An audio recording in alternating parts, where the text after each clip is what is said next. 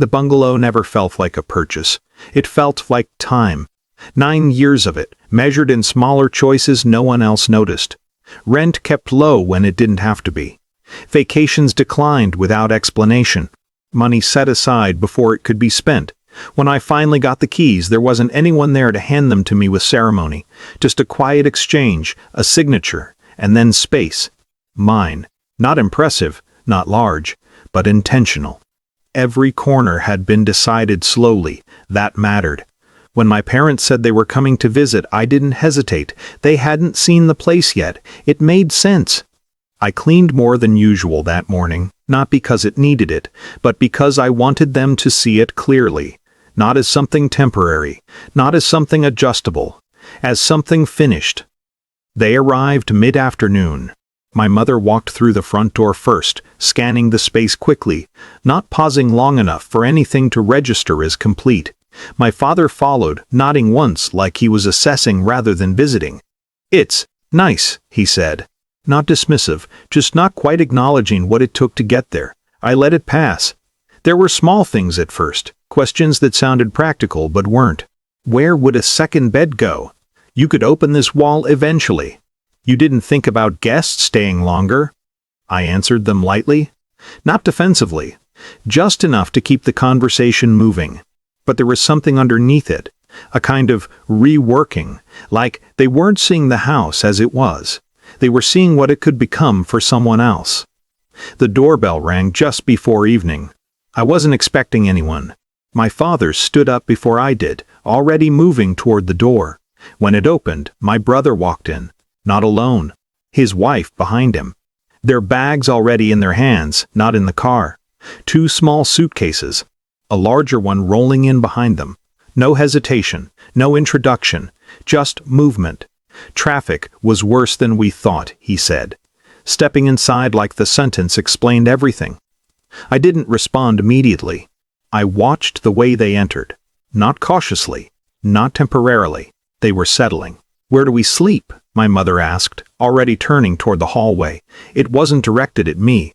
It was directed at the house, as if it would answer on its own. I stayed where I was. For a second, I let the moment extend just long enough to see if anyone would recognize it. No one did. My brother set one of the bags down near the wall, already looking toward the bedrooms. "We'll figure it out," he said. "It's just for a bit." Just for a bit. That phrase had been used before. It never meant what it sounded like. I thought about the years that had led here, not in detail, just the weight of them. Every decision that had made this place possible. Every time I had adjusted around someone else's need without questioning it. And how easily this moment assumed it would happen again. "You won't," I said. It came out quieter than I expected.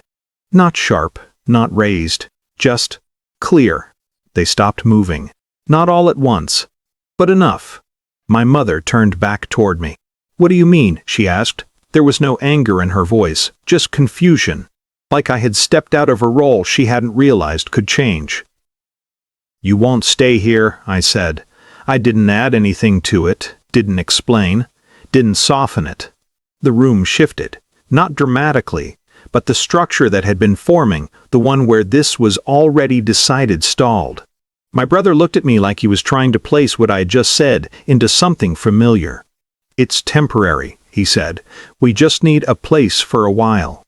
I nodded once. "I understand," I said. Then I stayed where I was. That was the part that mattered, not the words, the position. My father stepped in then. "You have the space," he said.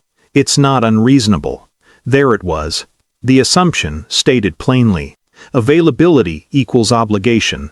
I looked at him. "For me it is," I said. No argument followed immediately. Because there wasn't a version of that sentence that could be reworked into something else. The bags stayed where they were. Unmoved. The house didn't adjust.